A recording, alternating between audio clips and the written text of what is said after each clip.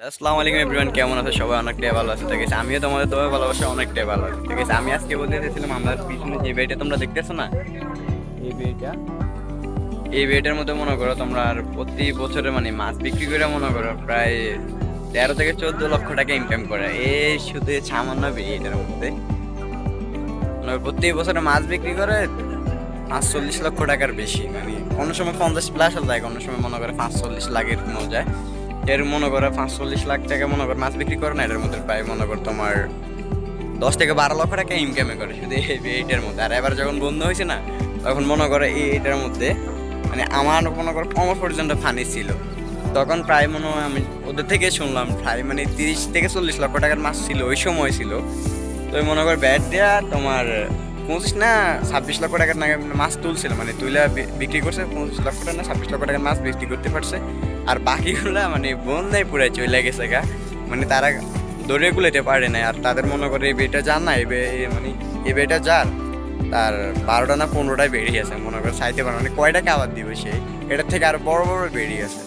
তো এই অল্প কিছু মাছ তুলতে পারছে আর পারে না। আর বাকিগুলা মনে করে রাতে রাতে এ পুরো আমাদের এলাকায় ছড়াই গেছে গা। আর বিশেষ করে মনে করে এই কোনটা আছে না, এই কোনটা দিয়ে বেশি মাছ বাড়ি ছিল, সবাই মনে করে জাল মাইরা মনে মনে মানে বস্তায় বস্তা তুলে মাছ তুলছিল সীমার বাইরে। একজনে 1 বস্তা 1.5 বস্তা মানে তারা জাল বিছেছে না, তারাও অনেক নিচে। মনে করে যারা জাল বসেছিল তারা মনে করে প্রতিদিন 10 থেকে 12 কেজির বেশি নিত। মানে প্রথম দিনটা মনে করো সবাই খেয়েছে, প্রথম দিন জাল ডাল বসায় নেই, এই প্রথম দিন মনে করো খেয়েছে না, পরে সবাই জাল বইছে। তো প্রতিদিন মনে করো 10 থেকে 12 কেজির বেশি মাছ পাইতো।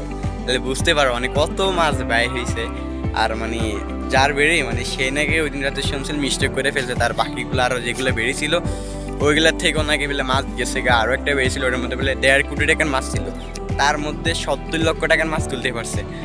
পরে আর তুলতেও পারে না, মানে সে এসব খবর মানে শুনে যখন তার বেড়ির মাছ চলে গেছে, এসব খবর শুনে সে ওই দিন রাতে নাকি স্টক করছে। মানে আমরা তো দেখি নাই, আমরা শুনছি এই আর কি তার ঘটনা। মানে তার অবস্থা পুরো খারাপ। আর মনে করো শুধু তার ক্ষেত্রে না, আমাদের ক্ষেত্রেও হবে। মনে করো এত কোটি টাকার মাছ চলে গেলে মনে করো কতটাই খারাপ না লাগে। আর আমার যার মতন ওদের বেশি আছে তাই অনেক। আর আমরা হলে তো মনে করো মরে যেতাম গা, এত টাকার মাছ বেচার। আর সকল মাছ চলে গেছে গা। এখন আবার নতুন করে মাছ পালাইছে, এখন নাকি আবার 7 লক্ষ টাকার মাছ পালাইছে।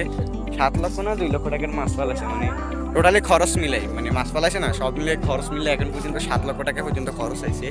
আর বাকিগুলো মনে করো আর পরে আরো মাছ পালাইবে, তেমন বেশি পালাই নাই, অল্প কিছু মাছ পালাইছি এটার মধ্যে। তোমাদেরকে আমি পুরো ভিডিওটা মানে একটু ভিডিও করে তোমাদেরকে আমি দেখাইতে আসি ইন্টুরি। দেখো তোমরা আমার পাশে থাকা।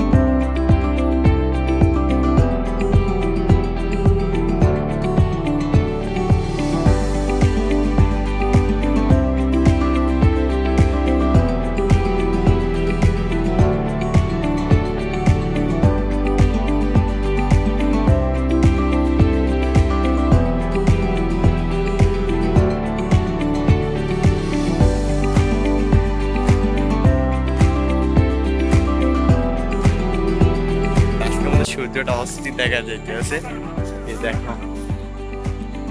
আরো একদিন আমি তোমাদের মধ্যে মনে হয় সূর্যটা আরো একদিন একটা ভিডিও বানাচ্ছি, তোমরা আমার চ্যানেলের মধ্যে ঢুকে দেখবা, ওইটা সুন্দর হয়েছে। মানে ওই দিন তেমনটা মনে করো সূর্য উঠে নেই, আজকে উঠছে।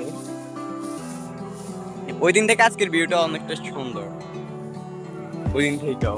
আর এখান থেকে মনে করি প্রকৃতি অনেক সুন্দর ফিল করা যায়, মানে অনেক কিছুই দেখা যায়। এখানে বসলে মনে করে গাছের মধ্যে ফাঁকি বসে না, ওদের মনে করে সাউন্ড শুনতে অনেকটা ভালো লাগে। আর চারদিক দিয়ে দেখতেও ভালো লাগে। আর বাইরের দিকে খেয়াল করলে বিশেষ করে সুন্দর লাগে, যখন সূর্যটা দেখি না তখন আর কি। তো গাইস, আজকের ব্লগটা কার কাছে কেমন লাগলো সবাই জানাবেন। আর লাইক কমেন্ট শেয়ার করে দিতে ভুলবেন না, বিশেষ করে সাবস্ক্রাইব করে দিবেন সবাই। ভালো থাকবেন, সুস্থ থাকবেন, খোদা হাফেজ।